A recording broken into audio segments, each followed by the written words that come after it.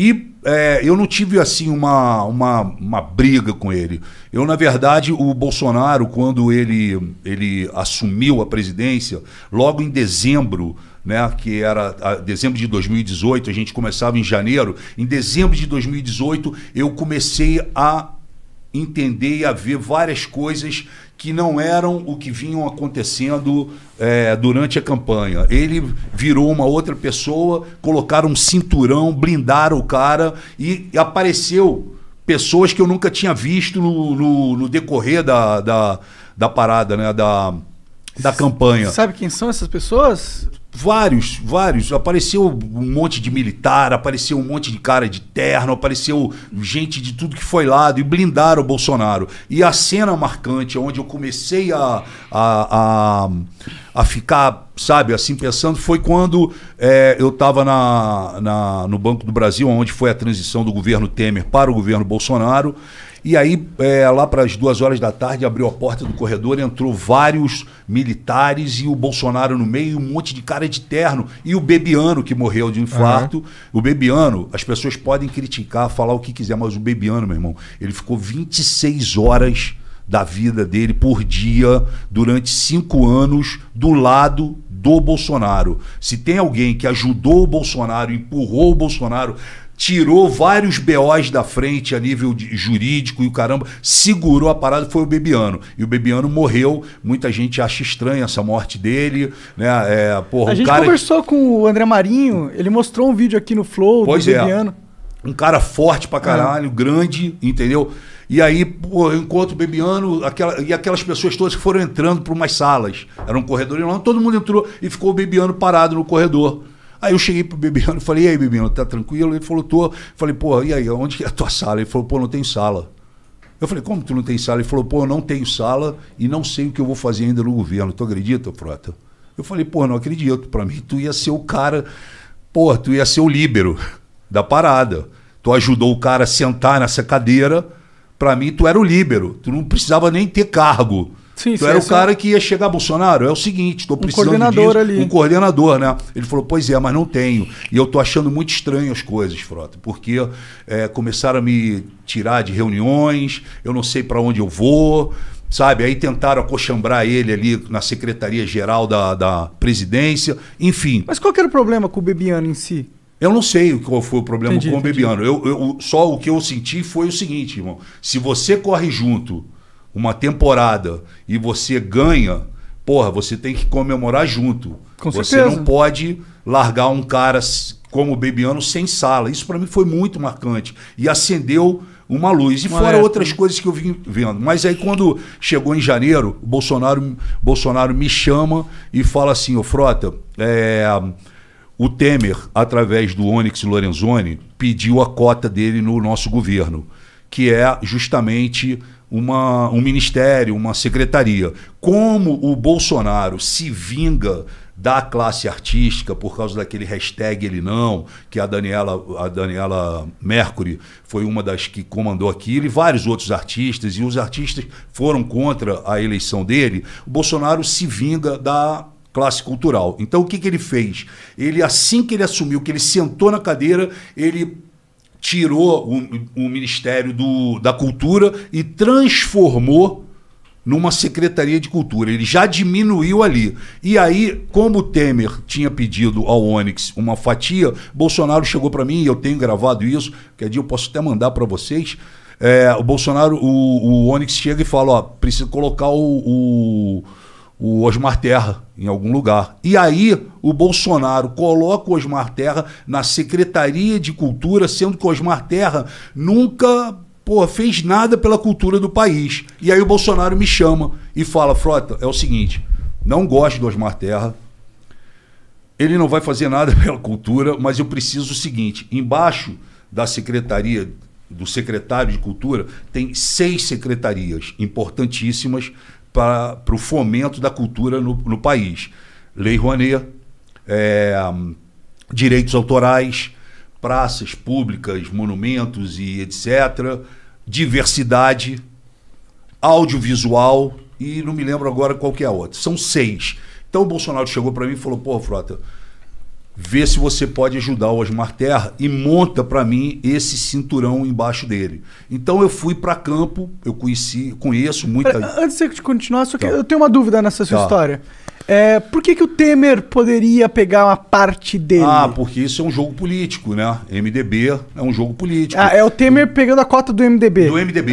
Entendi. É isso. Entendi. Se eu não expliquei... É que eu não entendo muito. Os partidos, quando fecham, vamos eleger o Monark. Vamos eleger o Monark? Então tá, Monark, a hora que você sentar, nós vamos te colocar lá, mas a hora que você sentar lá é o seguinte, nós queremos essa secretaria aqui. Entendi. Tá fechado?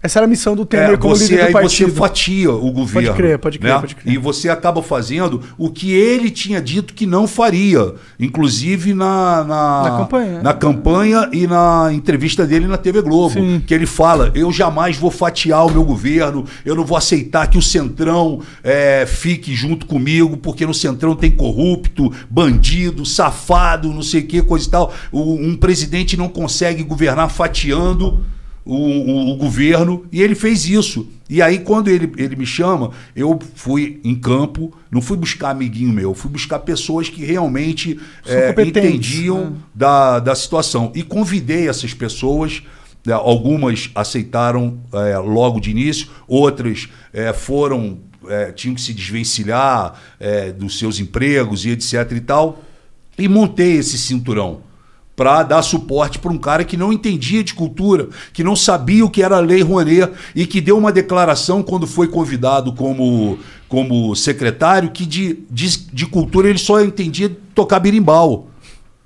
Aí, eu montei para ele e já era no final do ano, o Osmar Terra, a família dele, mora no Canadá. Então ele falou, olha, Frota, eu tô indo pro Canadá, a gente resolve depois. Eu falei, não, vamos fazer o seguinte, teu avião vai fazer uma escala em São Paulo, você vai ficar lá umas 3 horas, eu vou levar todo mundo para um restaurante no aeroporto e vou te apresentar os seus possíveis secretários e etc e tal. E como você não entende, você pode estar certo que eu estou colocando aqui pessoas que realmente são do meio, sabem, tratam bem de cada tema. Tranquilo. E aí ele foi no avião dele, enfim, eu montei toda a situação lá no restaurante, no aeroporto, enfim, e apresentei todo mundo para ele. Falei, esse aqui, essa aqui, esse. Apresentei o secretariado dele.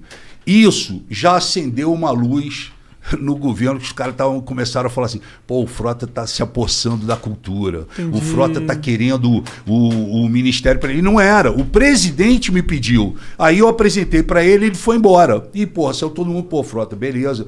Tô feliz, obrigado pela oportunidade, vamos lutar. E o caramba, tô pedindo demissão da Fox para assumir aqui a parada. O cara, com 10 anos de empresa, tô saindo fora, mas meu irmão, pode vir, vai dar tudo certo. E, ele viajou, o Osmar Terra. E o Osmar Terra viajou, passou o ano novo, essa coisa. Quando ele volta, ele se encontra com o Onyx Lorenzoni, os dois são do Rio Grande do Sul. Ele se encontra com o Onyx Lorenzoni e, sem falar comigo, sem pelo menos me informar, resolvem mudar o cinturão. Porque eles já vinham com a cabeça deles de, não, vamos acochambrar aqui a nossa galera. Nada do Frota, nada, sabe? E começaram a fazer esse jogo. E montaram isso. Tiraram das 6 secretarias, brother, eles tiraram 5. Eu fiquei aliás, eles tiraram 4, ficaram 2. A de audiovisual e a de direitos autorais, o Maurício Braga. Eu falei, cara, isso não tá certo. As pessoas saíram dos seus empregos. O cara tava ninguém chegando em Brasília já, tô procurando flat aqui pra morar. Mas ninguém ainda me ligou pra fazer crachá, ninguém me ligou. Não, vai ligar, calma. E aí, de repente, eu vejo no jornal, fui informado pelos jornais, que, tava montada uma outra pá, vamos chamar assim. Aí eu fiquei puto com isso, obviamente, fui direto no Bolsonaro pra falar com ele. Aí que eu cheguei no Bolsonaro, o Bolsonaro virou para mim e simplesmente falou, Não quero saber, irmão. Isso daí é problema teu. Porra, não vou arrumar confusão, Frota, pelo amor de Deus. Falei, caralho, como pelo amor de Deus? Você pediu pra eu montar uma parada, eu tirei as pessoas, botei as pessoas aqui e agora você me fala, pelo amor de Deus? Não, porra. E, cara, um monte de gente falando na cabeça dele, não, é amigo do Frota, vai dar problema, aquela porrada de coisa. Enfim, limou os caras, eu fiquei puto.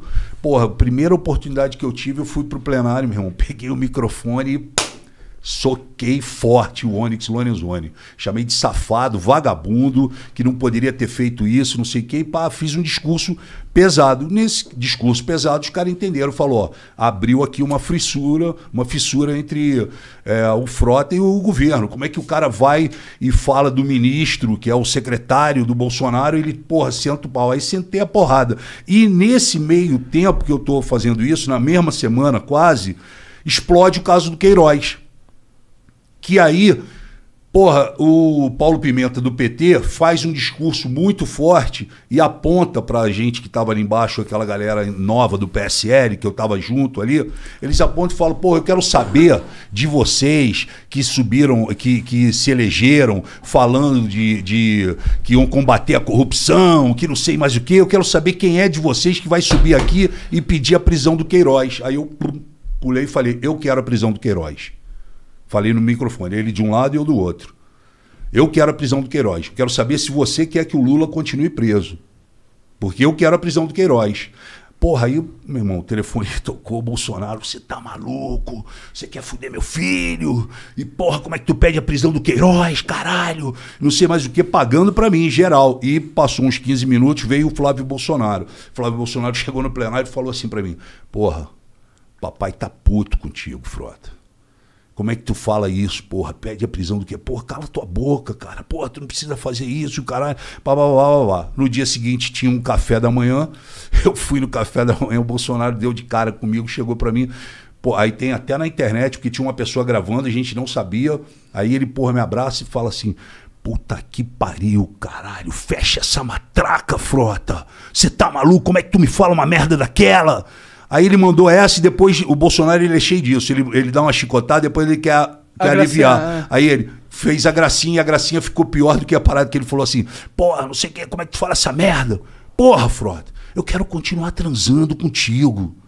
Mandou assim no meu ouvido. E porra, e saiu. E a porra, tinha uma mulher gravando. Tinha uma mulher gravando, a mulher, porra, pegou, editou essa parada e aí, porra, aparece no dia seguinte um vídeo do Bolsonaro no meu. Porra, Frota, quero transar contigo. Entendeu? E aí aconteceu essa parada. Aí